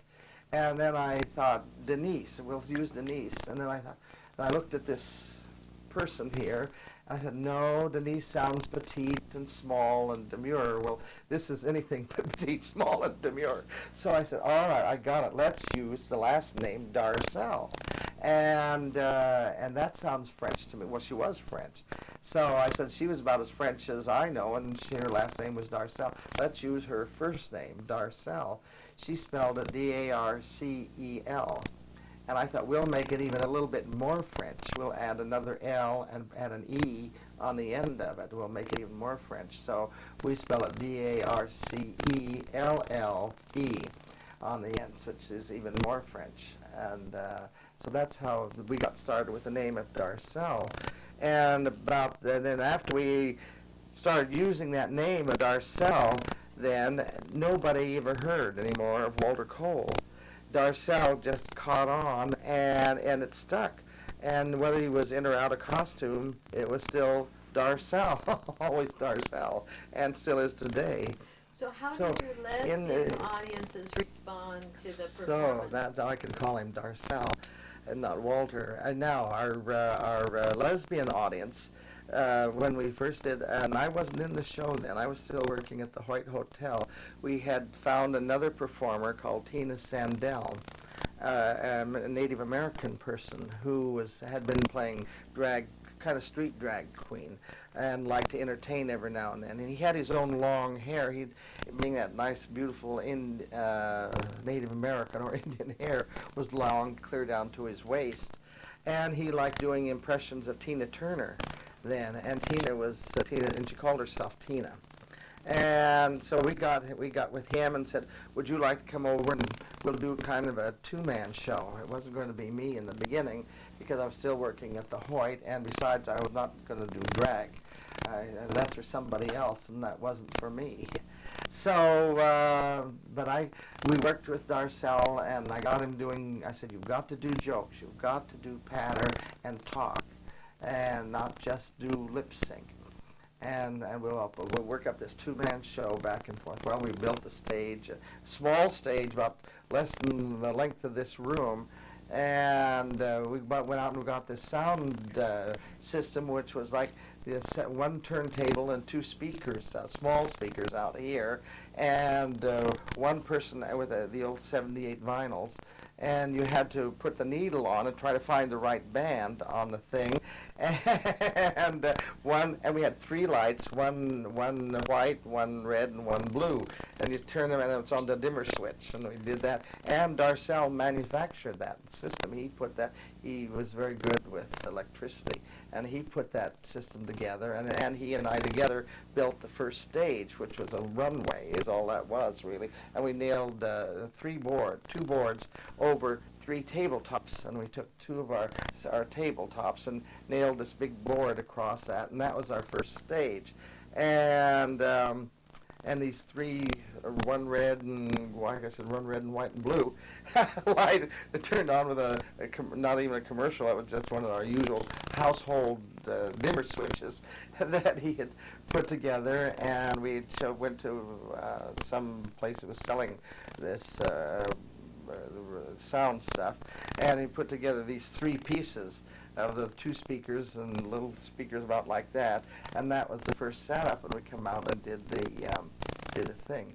And one person would go out, they'd put together this like two people production with two people singing on the record, and then they'd put it on, the two of them would, and then they both have to, after it got to going, they'd have to run out before it hit and be on stage by the time the music hit.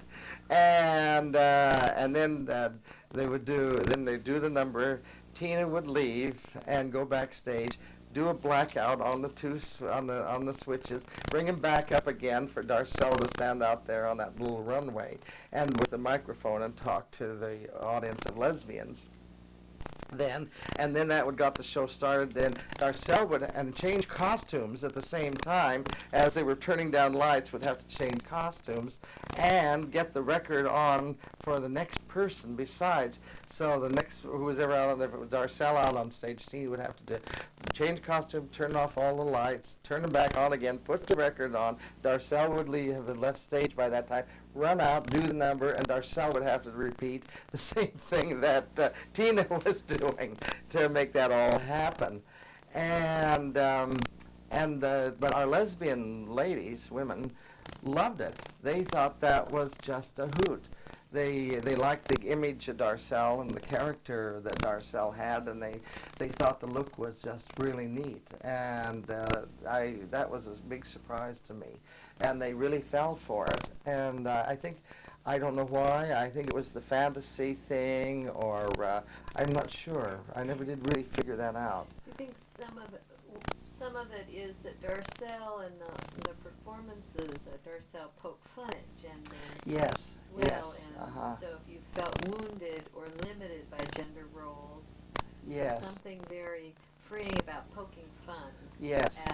And I think that is a lot of it, because that's how we really, the whole idea of drag, I think, is in general a little bit of poking fun of gender in general, not just females but males also, and it does take a big shot at gender, and I think they could see that a little bit, and I feel The other thing I feel is it also had to have the personality of Walter Cole to make Darcelle work. The character of Walter Cole is a very caring person, and he's always been, as much as he seems very brash and harsh sometimes as Darcelle, he still never goes over the limits, and he knows how far he can go, and he knows when to care. And rather than to hurt somebody, he has always been an expert. And it seems to be an innate thing because he really, inside, really does care desperately about people in general. We're both very people-oriented people. But he has that. And that character stays, Walter Cole stays with Darcelle. So if Darcelle gets a little bit too crazy, Walter Cole can pull it all back together again and make it work with his caring, and I think that's what made it work for the ladies, then the lesbian women. And it got so that went on and for quite a while, and about 3 years or so, and finally at about 2 years, I guess it was 2 years, because 2 years after that, the Hoyt Hotel got into trouble financially. I didn't really, but there was a big squabble between the mistress of the owner of the hotel, Harvey Dick, and his mistress, and she had helped put all this together, and they didn't like each other anymore because he had another mistress over here and decided that he didn't want this one anymore, and that this is the one who did all the work for her. And so she was going to sue him then for a lot of money and make, she wanted at least her financial stuff out of this. And he told her, well, before you get 1 penny of my money, I'll put this place in bankruptcy, and you'll never be able to sue me. And that's what he did. The whole magnificent palace that he had created, he threw into total bankruptcy, and everything went up for auction, and everything closed up and went on the auction block, and she never saw anything. She lived in California, somewhere in California, and went back to California, and she was lost totally. He was quite ruthless that way, and it didn't matter, this grand thing that he had created here in Portland, it didn't matter to him as long as, because he was a very wealthy man anyway, in his own rights. His family was old steel money here from, there used to be a big steel company here, and his family had developed that, and he had inherited a lot of money. So money wasn't the issue for him. It was strictly a thing. But anyway, this hotel closed, and I come back over and to be around the club. Actually, I was ready to go back to Las Vegas. And I said, okay, now's the time for me to go back to Las Vegas. Now this hotel is closed and blah, blah, blah. I better get my buns back to the big time again now. And we still were, Darcelle, Walter Cole, and I still were not living together yet at that time. And so, and I had told him, I had said one day, I said, I'm going to go back. I said, I have to get back to the big time again. I said, and I'm going to be. And I'd kept up my contacts and stuff. So we got this show going, and so he convinced me that I should stay for a little while, and that I should come over, and since I don't have anything to do, why don't I be a waiter? Because at the club there, at the tavern, and well, I don't know, I'm not much of a waiter, and I've never done waiting tables very much, and said, well, I'll give it a whirl, I'll stick around for a while, and before I leave. And so he and Tina and he were doing the show, and I said, well, I was a horrible waiter. I was a dreadful waiter. We only sold beer and wine, is always sold, and I couldn't remember the orders, and I didn't write them down. I couldn't remember who had what, who had wine, who had beer. And then I'd keep forgetting to empty the ashtrays with our customers, and then I was slow at making change. I'd have to think, 5, 10, I was at 20, and beer was only a dime, too, back in those days. A quarter, and I was having trouble making change with $1 when beer was a dime, and it got up to be a quarter a glass then. And Walter came to me one day, and he said, you really are the worst waiter that I've ever had around here. I don't think you should be a waiter.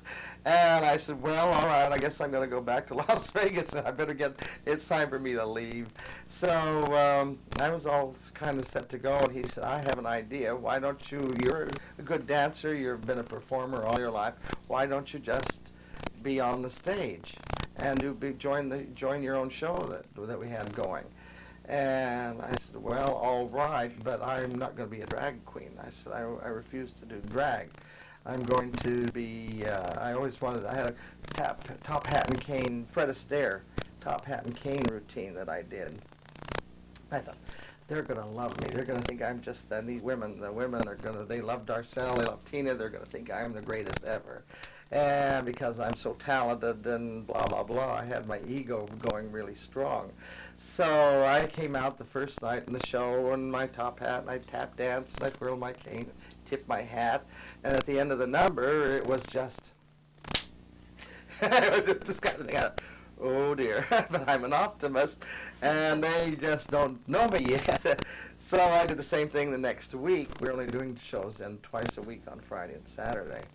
And next week, I came out, da-da-da-dum, did my big thing, and it was still one clap this time, not even two claps.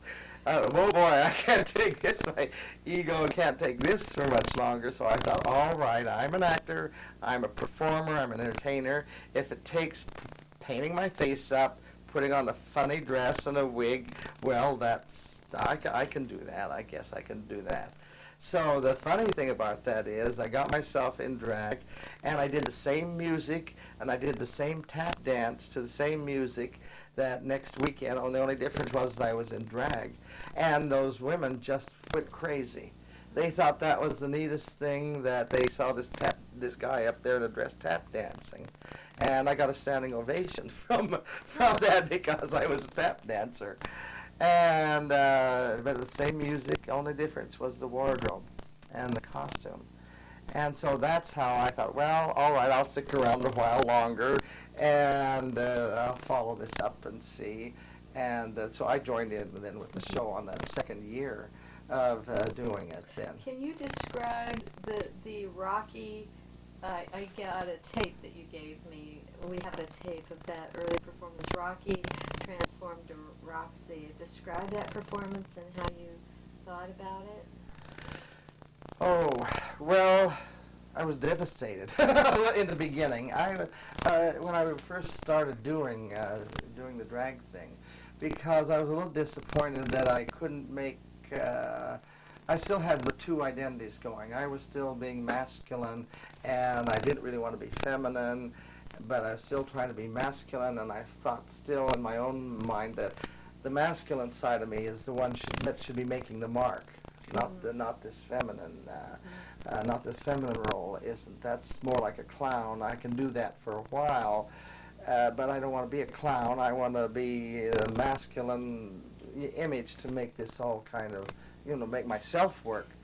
So I had a little bit of a problem struggling with that part of it for me personally. And I've never talked much about that because I've never even with Darcelle, I've never talked about that part of it. I've always said, well, it's just a natural. Well, and of course I always wanted to be a drag queen. Well, that's not totally true. In fact, it took me a long time and quite a few years, even after I got really into the shows and doing them, and we started building the shows, that I never did like Roxy. And I never liked doing the drag, and I really didn't like drag queens.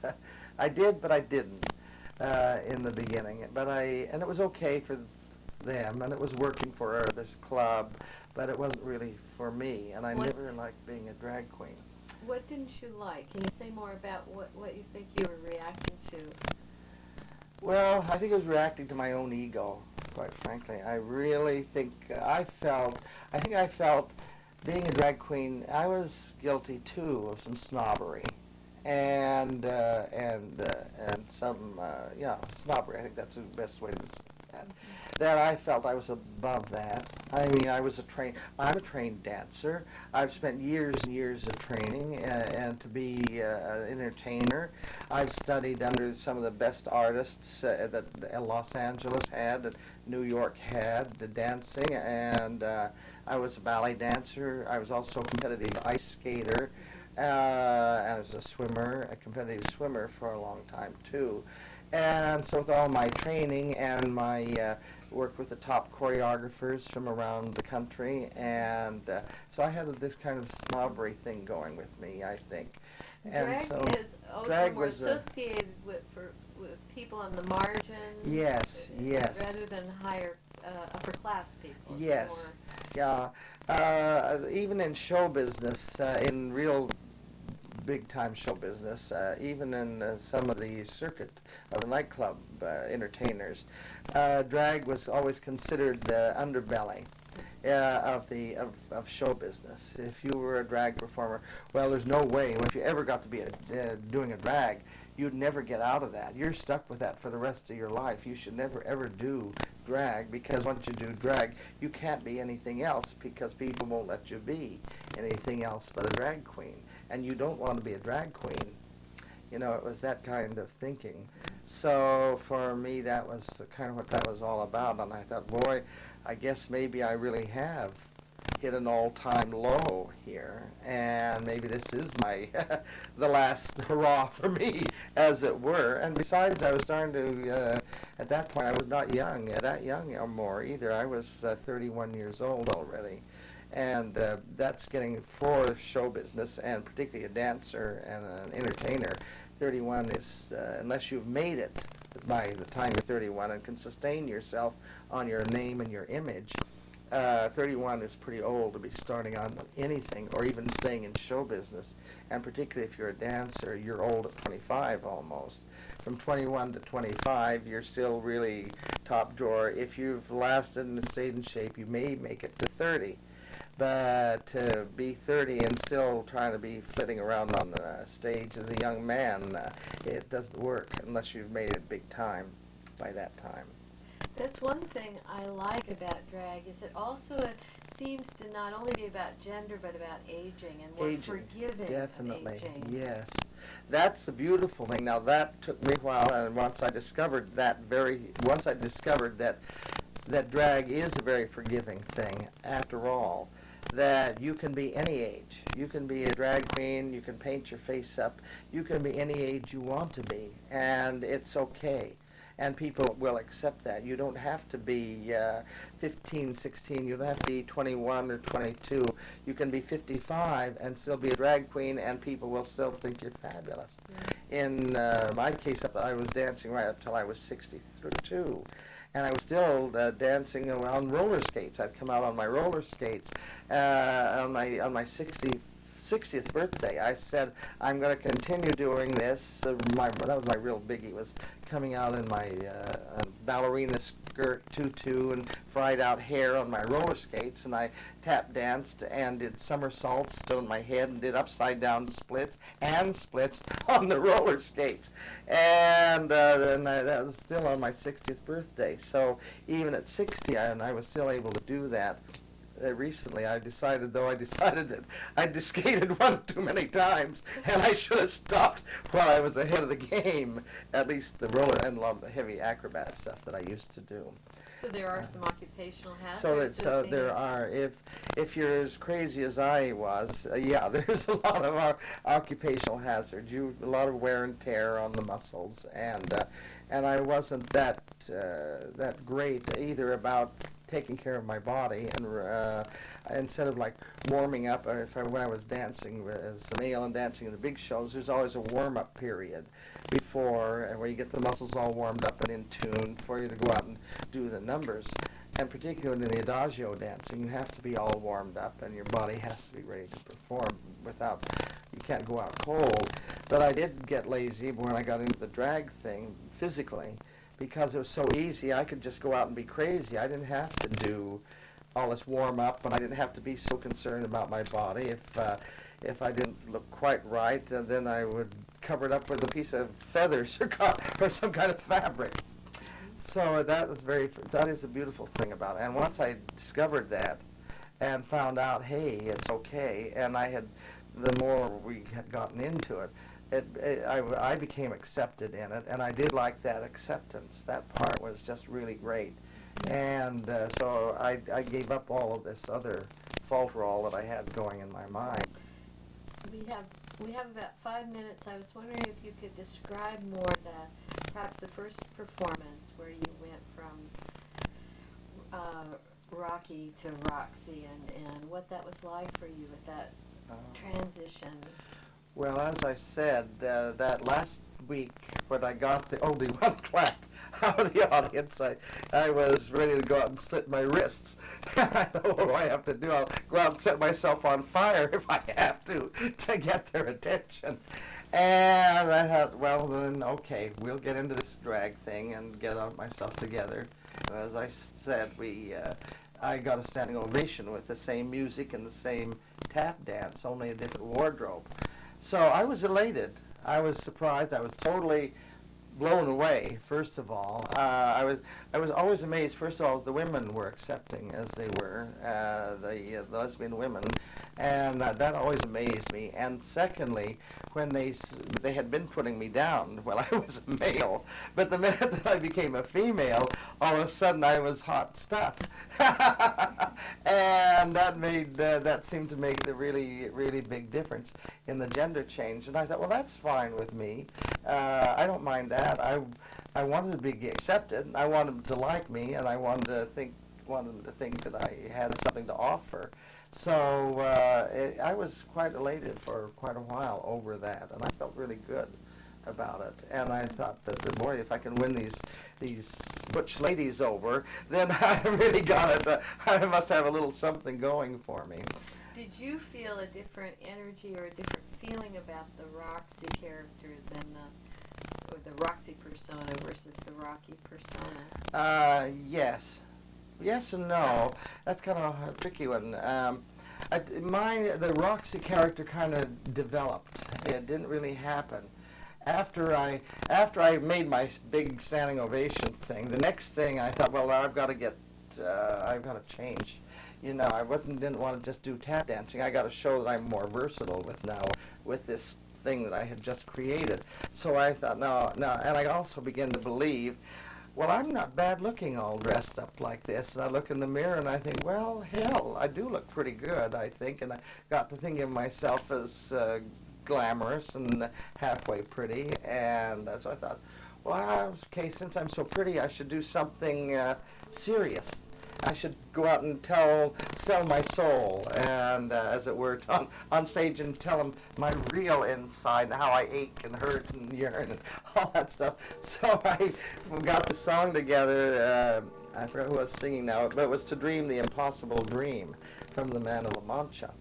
And so I went out and I said, "To dream the impossible dream, to reach the unreachable star, to climb the most whatever all those lyrics are, you know," and going through all this dramatic gesture and just being super serious. And those people